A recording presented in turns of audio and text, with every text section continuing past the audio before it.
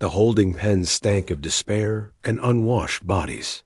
Mayra pressed herself against the cold metal wall, trying to make herself invisible while the auction masters paraded their merchandise before the assembled buyers. Her silver skin, marked with the delicate patterns of her people, seemed to glow faintly in the harsh artificial light. She hated how it drew eyes to her, how it made her feel exposed. Beside her, her sister Sira paced like a caged predator. Where Mira was soft curves and gentle features, Sira was all sharp angles and barely contained violence. Her hair, the deep purple of a bruised sky, fell wild around her shoulders. Her eyes, burning amber, tracked every movement beyond the energy bars that confined them. "Stop moving," Myra whispered, her voice trembling. "You'll only make them angry." Sira bared her teeth in something that wasn't quite a smile. "Let them be angry. I am not cattle." But they were, weren't they? Ever since their home world fell to the collective's expansion fleets, they had been nothing but commodities. Sorted, tagged, transported across the galaxy to this festering wound of a station, where the desperate and the disposable were bought and sold. The auction master, a grotesque creature with too many eyes and skin, like boiled leather, banged his staff against the floor. Next lot, 2 females of the Aetherian race. Rare specimens, last known survivors of their bloodline. The energy barrier flickered off. Rough hands grabbed them, pushing them forward onto the raised platform. Lights blazed down, and Mira felt her breath catch in her throat. Below them, dozens of beings from across the known systems lounged in their viewing boxes. Some were humanoid, others decidedly not. All watched with the cold calculation of those who measured worth in credits. "Look at this one." The auction master grabbed Myra's arm, yanking her forward. She stumbled, nearly falling. "Docile, complaint, marked with the traditional patterns. Breed her, and you could restore an entire species."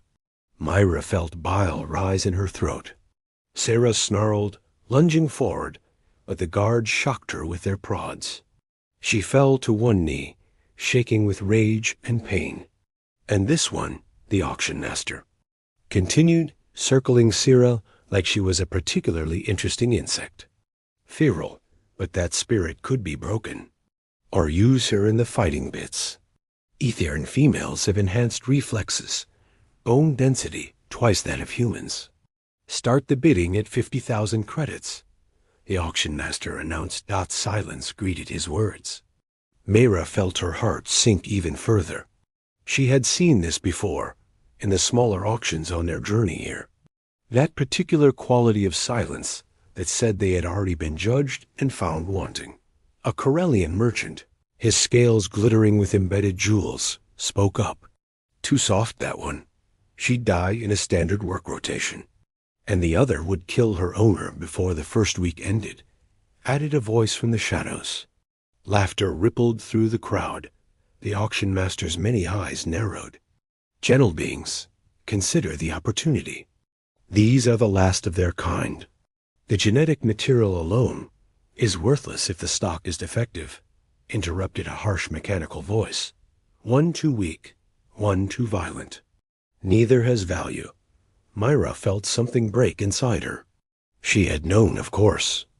Known from the moment they were captured that the galaxy saw them as nothing but objects. But hearing it spoken so plainly, hearing the casual dismissal of their entire existence, made her want to curl up and disappear. Sira was shaking beside her, but not from fear. Rage poured off her in waves. "I am worth more than any of you," she hissed. "My people walked the stars when yours were crawling in mud." A guard moved to strike her, but the auction master waved him off. "Spirit," he said desperately to the crowd. "That spirit, valuable in nothing," the Corellian merchant finished. "Withdraw them. You're wasting our time." The auction master's face, already ugly, twisted further. For a moment, Mira thought he might argue, might try once more to sell them. Instead, he spat on the floor. "Fine, take them back." Throw them in with the bulk lots. Maybe someone will take them as part of a larger purchase. The bulk lots. Mira knew what that meant. The slaves no one wanted, sold in groups to the mining operations in the dead systems.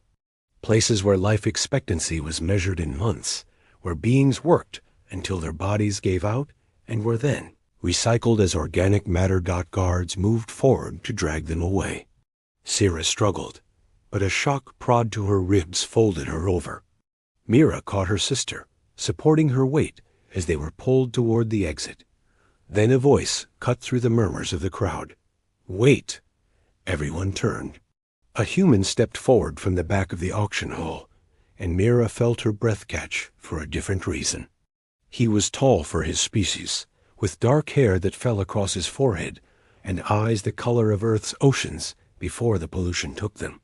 His clothing was simple, worn, the kind that spoke of long travel and little care for appearances. But there was something in the way he moved, a confidence that made even the guards hesitate. "I'll take them," he said. His voice was deep, carrying easily across the hall, both of them. The auction master blinked several of his eyes. "Human, do you understand what you're—" "I said I'll take them." The man, Torin, moved closer to the platform. His eyes met Myra's, and she saw something there she hadn't seen in months. Not pity, not calculation, but recognition. As if he saw her as more than merchandise. "They're trouble," the auction master warned, though his tone had shifted to one of eager salesmanship. "The soft one will need constant care. The wild one will likely try to kill you in your sleep." Torin's lips quirked in something that might have been amusement. "I've dealt with worse." 50,000 credits for the pair, then, since no one else wants them. 20,000, Torin countered. The auction master sputtered. "That's insulting." "These are rare and unwanted," Torin said calmly. 20,000, or I walk away, and you're left with 2 mouths to feed until you can dump them in the bulk lots for practically nothing. A long moment passed. The auction master's eyes shifted between greed and irritation. Finally, greed won. 25,000. Done. The word fell like a hammer. Mira felt Sira tense beside her, coiled and ready to fight. But Myra herself, something strange unfurling in her chest. Not hope, exactly. She had learned better than to hope. But something close to it. A question. Why? Why would this human, this stranger, buy them when no one else would? What did he see that the others missed? And most importantly, what would he expect in return? The guards unlocked their restraints, and for the first time in months, Mira felt the weight lift from her wrists. She rubbed the raw skin there, feeling the blood flow return. Beside her, Sira remained rigid, her amber eyes fixed on Torin with suspicion and barely contained violence. Torin approached them slowly, hands visible and empty. "My name is Torin," he said quietly, speaking directly to them rather than about them. "I have a ship docked in Bay 17. You'll come with me and we'll leave this place. Understood?" Sira spat at his feet. "We're not dogs to follow commands." Instead of anger, Torin's expression softened almost imperceptibly. "No," he agreed. "You're not." He turned and walked toward the exit, not looking back, not checking to see if they followed. The guards moved to grab them again, to force them to follow their new owner, but Torin raised a hand. "Leave them. They'll come on their own." The auction master laughed, a wet gurgling sound. "You're a fool human. That wild one will gut you before you reach your ship." Torin paused at the doorway. "Maybe," he said. "But at least I won't die thinking all that matters in this galaxy's credits." Then he was gone, disappeared into the corridor beyond. The guards looked at each other, uncertain. The crowd began to disperse, already moving on to the next lot. The next piece of merchandise. Myra looked at Sira. Sira looked back. In her sister's eyes, she saw the same conflict she felt in her own heart. Run? Fight? Follow? He could be worse than the others, Sierra whispered. He could be better, Mira replied. You always were too trusting, and you were never trusting enough. Sierra bared her teeth in frustration, but then her expression softened just slightly. Stay close to me, little sister. If he tries anything, I know, Mira said gently. You'll protect me. You always do. Together, they walked through the doorway, following the human who had bought them, not because they trusted him, not because they had any choice, but because something in his eyes, something in the way he had spoken to them rather than about them, suggested that maybe, just maybe, this choice would be different from all the others. Behind them, the auction continued. More beings paraded, more credits exchanged hands. The galaxy's dark machinery of commerce ground on, indifferent to individual suffering, blind to individual worth. But for Mira and Sierra, walking through the grimy corridors of Vermilion Station toward an uncertain future, something had shifted. The first crack in the wall they had built around their heart's dot, it would take more than one kind gesture to break that wall down completely. It would take time, trust, and trials they couldn't yet imagine. But it was a beginning, Dot, and sometimes that's all anyone needs. The corridors of Vermilion Station twisted like the guts of some enormous metal beast. Myra kept close to Sierra, their shoulders nearly touching as they followed Torin through the crowds. Around them, beings of every description haggled, fought, and conducted business with the casual brutality that characterized the outer rim stations. Torin moved with purpose, never looking back, but somehow aware of their presence. He navigated through the chaos with practiced ease, taking turns that seemed random, but always led them further from the auction district. Twice, station security eyed them, hands moving to weapons, but Torin showed them something on a small device, and they backed off. Paid the bribes already, Sierra muttered. He planned this. Mira said nothing, but the observation sent a chill through her. Had he come specifically for them? Or was buying unwanted slaves simply something he did regularly? The thought made her feel sick. They reached the docking bays, where the smell of fuel and ozone replaced the stench of the station's interior. Ships of various sizes lined the berths, from sleek personal cruisers to hulking cargo haulers. Torin led them to Bay 17, where a mid-sized vessel waited. The ship was old, its hull scarred with the marks of micrometeorite impacts and poorly patched blast damage. But the engines hummed with steady power, and the airlock sealed with a solid thunk that spoke of careful maintenance. This was a working ship, not a showpiece. The Wanderer, Torin said, the first words he'd spoken since leaving the auction hall. He placed his palm on the access panel, and the boarding ramp lowered with a hydraulic hiss. She's not much, but she's home. Sierra's hand found Myra's, squeezing tight. Mira could feel her sister's pulse racing, matching her own. Once they stepped onto that ship, they would be trapped. Whatever Torin wanted from them, they would have no choice but to give. Torin ascended the ramp, finally turning to look at them. His expression was unreadable. I know you're afraid, he said quietly. I know you have no reason to trust me. But I swear on whatever honor I have left that I didn't buy you to hurt you. Then why? Sierra demanded, her voice sharp as broken glass. Why buy us at all? What do you want? For a long moment, Torin simply looked at them. Then he said, Come inside. I'll explain everything. But not here. Not where anyone can listen. He disappeared into the ship. Mira felt Sierra tense, ready to run. She knew her sister could move like lightning when she chose, could probably make it to the ventilation shafts before Torin even realized they were gone. But where would they go? Back to the auction? To the bulk lots? Together, Myra whispered. Whatever happens, we face it together. Sierra's jaw clenched, but she nodded. Together. They climbed the ramp. The interior of the Wanderer was surprisingly warm.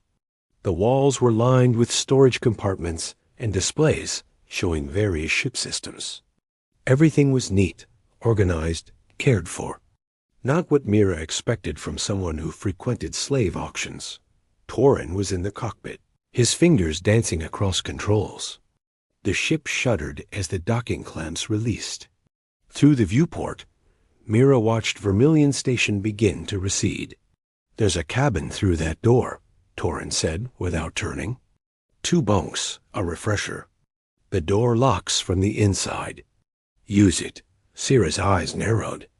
"So we can't escape?" "So you can feel safe," Torin corrected. He swiveled his chair to face them. "I'm not going to touch you. I'm not going to hurt you. You're free to move about the ship, eat what you want, sleep when you want. The only rule is don't touch the engine controls. I'd rather not explode. Why should we believe you?" Sira challenged. "You shouldn't," Torin said simply. "Belief requires trust, and trust requires time.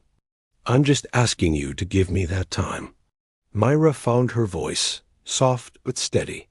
"You didn't answer her question. Why did you buy us?" Torin's eyes, those ocean-colored eyes, met hers. "Because 5 years ago, I was in a cage much like yours. And someone bought me when no one else would. Someone saw worth where others saw waste." He paused. "He's dead now. Killed saving my life. I can't repay that debt to him. But maybe I can pay it forward." The words hung in the air. Mira felt something shift in her chest. That fragile thing that might have been hope growing slightly stronger. Sira wasn't convinced. "Pretty story. Doesn't explain what you want from us." "I don't want anything from you," Torin said. "But I can offer you something. Time to heal. Time to decide what you want to do with your lives. And when we reach New Horizon Station in 3 weeks, you can leave if you choose. I'll even give you enough credits to start fresh." New Horizon Station, Mira repeated. She'd heard of it, a free port in neutral space. A place where the collective's reach didn't extend. "That's real?" "Very real," Torin confirmed. "I trade there regularly. Medical supplies mostly. Sometimes refugees who can pay for passage." He stood, moving toward the galley. "Are you hungry?" Myra's stomach answered before she could, growling loudly. She flushed with embarrassment, but Torin just smiled.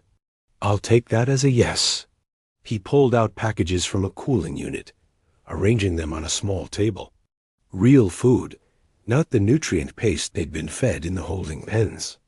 Mira saw fruits she recognized from her childhood, protein that actually looked like meat, even fresh bread that filled the cabin with a yeasty smell. "Sit," Torin said, gesturing to the chairs. "Please." Sira remained standing, suspicious, but Myra couldn't help herself. She slid into a chair, her eyes fixed on the food. When was the last time she'd eaten something that wasn't gray sludge from a dispenser? Torin placed a plate in front of her, then one at the empty seat beside her. He took his own plate and sat across the table, deliberately putting distance between them.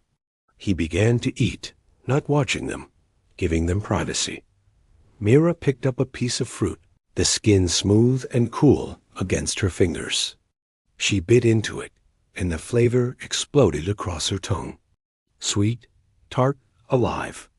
She made a sound that was almost a sob. Beside her, Sira finally sat.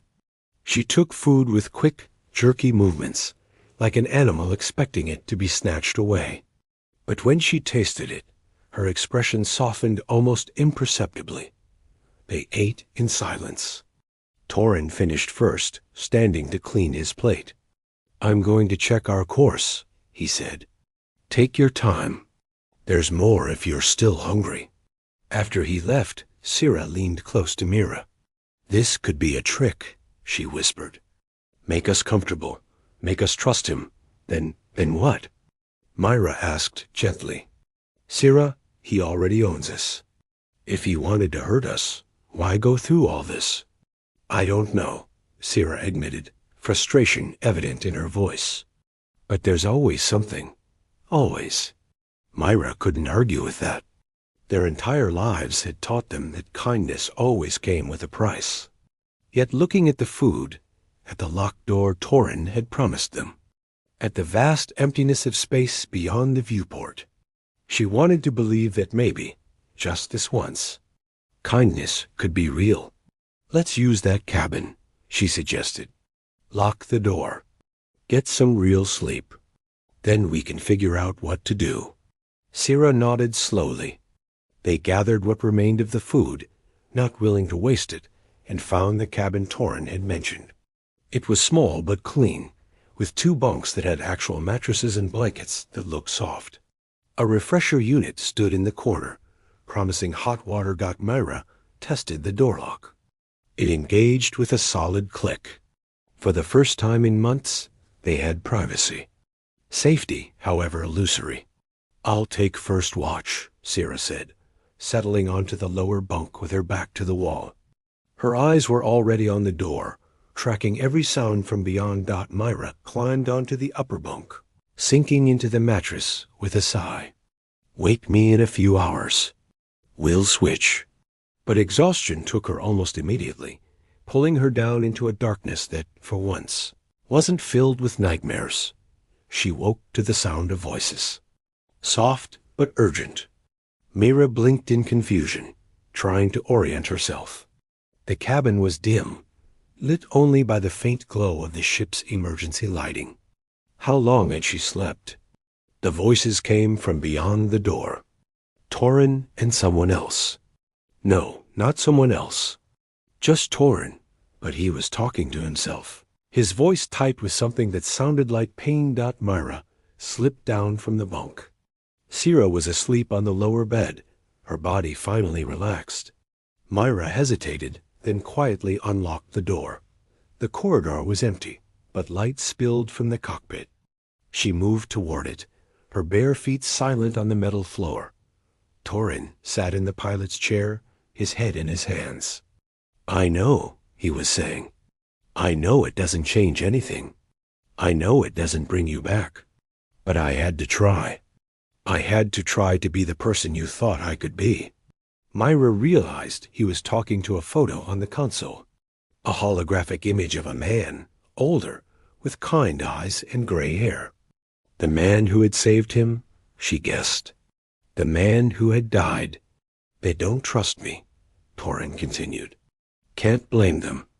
Galaxies taught them better than to trust. But Marcus, I saw them in that auction hall, and I saw us. Saw you and me 5 years ago. Had to do something. Had to try. Myra's breath caught in her throat. This wasn't an act. This was real grief, real guilt, real hope that maybe he could make a difference. She started to back away, not wanting to intrude on this private moment. But Torin spoke without turning. I know you're there. Myra froze. I'm sorry. I didn't mean to. It's all right. He wiped his face, composing himself before turning to look at her. Couldn't sleep? I slept too much, I think. Myra moved closer, drawn by something she couldn't name. The man in the photo. That's who saved you?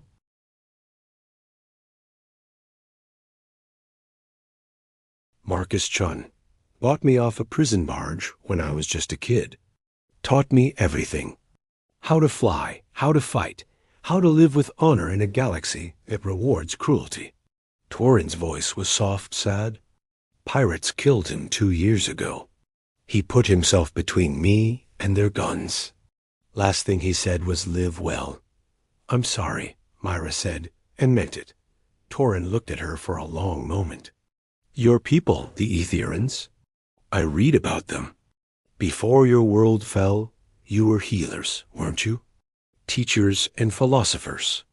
Myra nodded. We believed that all life was sacred. That violence was the last resort of those who had failed to find better answers. She laughed bitterly. Look where that got us. Don't, Torin said firmly. Don't let what happened to you change who you are. The galaxy has enough killers, enough people who've let suffering turn them hard. It needs healers. It needs people who still believe in something better. Like you? Mira asked. I'm not, Torrin started, then stopped. I'm trying. That's all. Just trying. Myra sat in the co-pilot's chair, looking out at the stars streaking past. My sister doesn't trust you. Smart of her. But I want to, Myra admitted. I want to believe that someone can be kind without expecting anything in return. Is that foolish? No, Torrin said quietly. That's hope. And hope is the bravest thing in the galaxy. They sat in comfortable silence for a while, watching the stars. Finally, Mira spoke again. Teach me. Teach you what? Everything. How to fly, how to survive out here, how to be strong like my sister, but without losing myself. She looked at him, her eyes bright. You offered us time. I want to use it. Not just hiding in that cabin, but learning. Growing. Becoming someone who can stand on her own. Torrin smiled, and it transformed his face. I'd like that. We can start tomorrow, if you want. Basic navigation, ship systems, self-defense. I'd like that too.